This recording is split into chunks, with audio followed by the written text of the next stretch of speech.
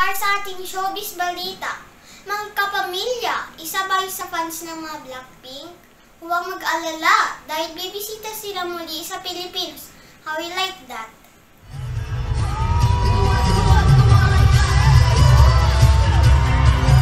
Long wait is over, magkakaroon ng 2-day concert sa 2023 ang sikat na girl group.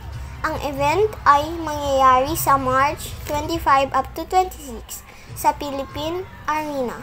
Bibida sa concert ang ilan sa mga sikat na kanta gaya ng Kill This Love, Shutdown, Pink Venom, Lovesick Girls, at marami pang iba.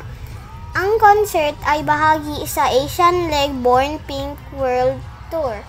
Sila ay huling bumisita sa Pilipinas matapos ng successful na concert sa MOA Arena noong 2019.